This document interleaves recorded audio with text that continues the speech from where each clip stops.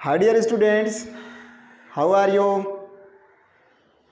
प्यारे बच्चों, आज हम आप लोगों को कैलकुलस की नई सीरीज़, नया टॉपिक लेके आए हैं। ये है टेंजेंट एंड नॉर्मल, और ये जानते हैं आप बहुत ही इम्पोर्टेंट होता है। ये आपके जेई में भी, मेंस में भी, एडवांस में भी क्वेश्चन आता है। आपके बोर्ड एग्ज़ाम के लिए भी बहुत ही इम्पोर्टेंट है। और वे हमारे दोस्त जो टीचर बनना चाहते हैं, टीजीटी पीजीटी की तैयारी करना चाहते हैं, तो आप हमारे चैनल से जुड़ें। आपको हम कंप्लीट कोर्स देंगे जिससे डेफिनेटली आपको सफलता मिलेगी। तो प्यारे बच्चों, आज हम टेंजेंट नॉर्मल के टॉपिक्स को पढ़ेंगे, समझेंगे। देखिए, कोई भी कर्व बेटा y equal to f x है। आपको ये डेरिवेटिव के डेफिनेशन में बताया गया। The rate of change of function is called its derivative and geometrically the derivative of function is its slope at any point. तो ये आपको ज्योमेट्रिकली मैंने एक्सप्लेन कर दिया था। डेरिवेटिव ये डिफरेंशियबिलिटी जब पढ़ा रहे थे कि किसी भी कर्व का जो डेरिवेटिव होता है वो उसका स्लोप होता है किसी पॉइंट पर। किसका स्लोप? कर्व का स्लोप बोले या tangent at point of contact. जिस पॉइंट पर आप स्टडी करना चाहते हैं टेंजेंट का, उस पॉइंट पर जो टेंजेंट का स्लोप होगा उस कर्व के डेरिवेटिव के इक्वल होगा। तो slope of tangent at any point is derivative of curve y equal to f x at given point. It means slope m equal to slope of tangent m equal to dy by dx, that is denoted by f dash at given point or contact point. Now, if we want to find the equation of tangent at point of contact, then we know that equation of straight line, equation of tangent is a straight line, will be y minus y1 equal to m x minus x1। Students, आपको point of contact पता होगा तो आप slope calculate करेंगे। Slope calculate करने के बाद equation of straight line slope point form use कर देंगे जो आप क्लास 11th या 10th में पढ़े हैं। y minus y1 equal to m into x minus x1। आगे देखिए, अगर उसी पॉइंट पर हमको नॉर्मल फाइंड आउट करना है तो नॉर्मल क्या होता है? Normal is a straight line which is perpendicular to the tangent at point of contact. Point of contact पर जो टेंजेंट होता है उसी पॉइंट पर परपेंडिकुलर जो लाइन होती है टेंजेंट की, वही नॉर्मल कहलाती है। तो slope of normal will be m dash equal to -1 upon m. क्यों? क्योंकि आप जानते हो, क्या जानते हो बेटा? m into m dash will be -1। ये रिलेशन होता है टू परपेंडिकुलर लाइंस के स्लोप का।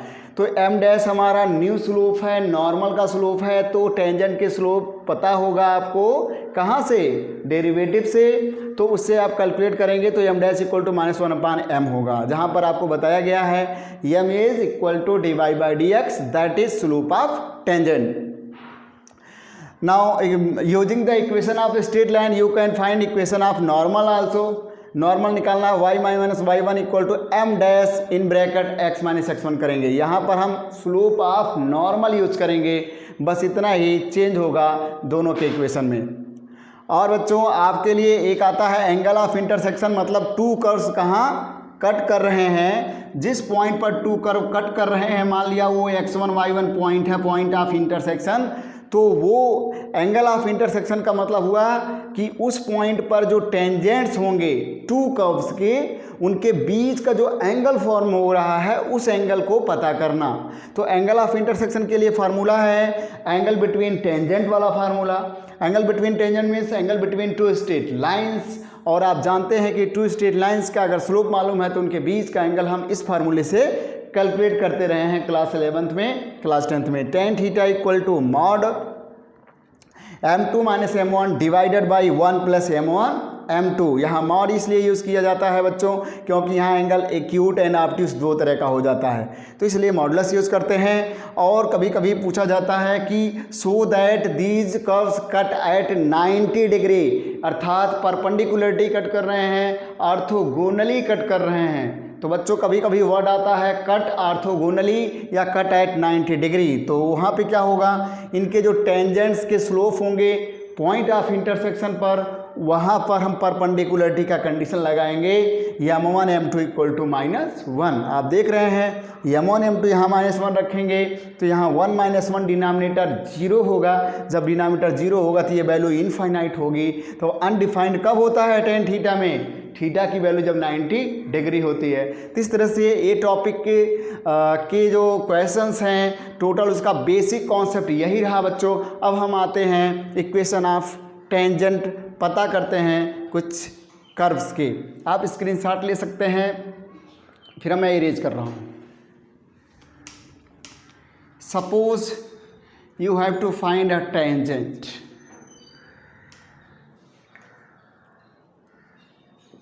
Question number 1, find tangent, find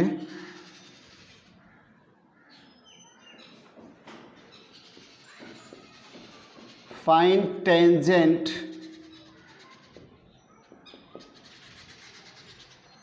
of x square plus y square equal to a square at point 1 1। Suppose करिए यहाँ पर हमको टेंजेंट निकालना है, तो क्या करेंगे बच्चों, आप फर्स्ट ऑफ ऑल आप क्या करेंगे, पॉइंट ऑफ कांटेक्ट जो दिया है इसका क्या निकालेंगे, स्लोप निकालेंगे टेंजेंट्स का। स्लोप के लिए इसको डिफ्रेंशिएट कर देंगे प्यारे बच्चों, इजली आप डिफ्रेंशिएट कर देंगे।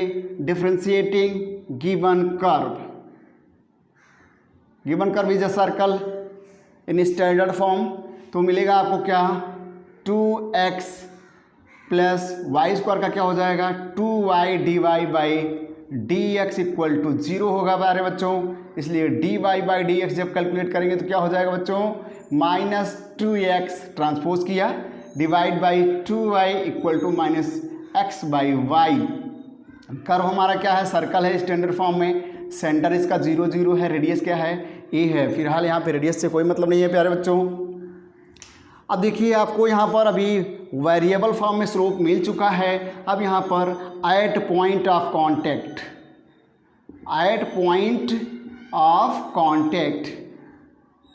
Contact point P is 1 1, slope of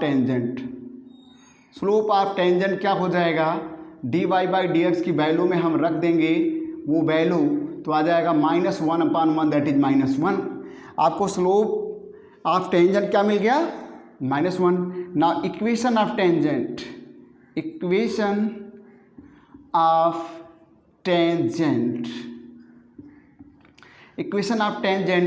y minus y1 is 1 equal to m is -1 x -1। इसे सॉल्व करें प्यारे बच्चों, y -1 equal to -x plus 1 हो गया। अब फाइनली क्या मिल रहा है, ट्रांसपोज करते हैं तो x plus y -2 equal to 0, ये क्या मिल गया, टेंजेंट मिल गया। क्या मिल गया बच्चों, टेंजेंट मिल गया। नॉर्मल का इक्वेशन निकालना होता तो क्या करते बच्चों, इक्वेशन ऑफ नॉर्मल क्या कर देते, बस स्लोप चेंज हो जाता है। इक्वेशन ऑफ नॉर्मल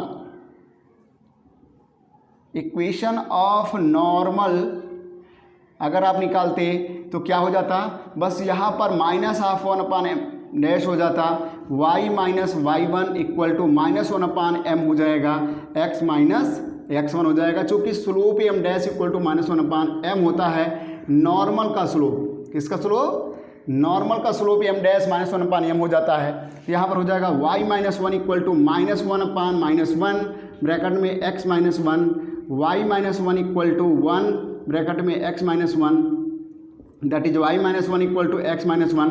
आप इसे कैंसिल आउट कर दिए तो क्या आया, y इक्वल टू x आया। क्या आया बच्चों, y इक्वल टू x।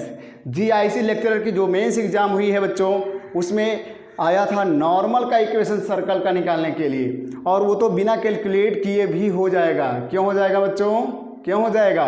आपको बता दें इतना लंबा कैलकुलेट करने की ज़रूरत ही नहीं थी वहाँ पे। अगर ये देखिए सर्कल स्टैंडर्ड फॉर्म में है बच्चों, आप जानते हैं कि ये स्टैंडर्ड फॉर्म में अगर सर्कल है सेंटर 0 0 है और नॉर्मल क्या होता है? Normal is radius. In case of circle normal क्या होता है? रेडियस होता है बच्चों। तो ये रेडियस का इक्वेशन जानते ही हैं, y = x आप लिख सकते हैं। अगर 1 1 पॉइंट देखा जाए तो यहाँ बीचों बीच होगा, जहाँ पर ये अगर रेडियस 1 हो जाए तो उस केस में y = x यहाँ पर रेडियस हो जाता है। यहाँ पर आ गया है y = x अगर 1 1 पॉइंट पर देखा जाए। चूँकि ये पॉइंट 1 1 होगा, यहाँ पे 1 होगा, कहीं भी पॉइंट 1 1 हो जाएगा अगर ये, तो ये डायरेक्टली आप निकाल सकते थे y = x हो जाएगा। चूँकि वो परपेंडिकुलर भी 1 होगा, बेस भी 1 होगा, यहाँ tan थीटा क्या आ जाएगा? 1 आएगा, 45 डिग्री पर होगा। तो एक्चुअली आप वहाँ पर कैलकुलेट कर सकते थे। फिलहाल ये आपके सामने रहा आज का जो टॉपिक है। बस आज यहीं पर हम स्टॉप करते हैं। अगले वीडियो में और इम्पॉर्टेंट क्वेश्चंस लेके आएंगे जो जेई और टीजीटी पीजीटी के लिए, बोर्ड एग्जाम्स के लिए डेफिनेटली इम्पॉर्टेंट होंगे और श्योर हो जाएगा उससे आपका क्वेश्चन जो टेंजेंट नॉर्मल का होगा। धन्यवाद।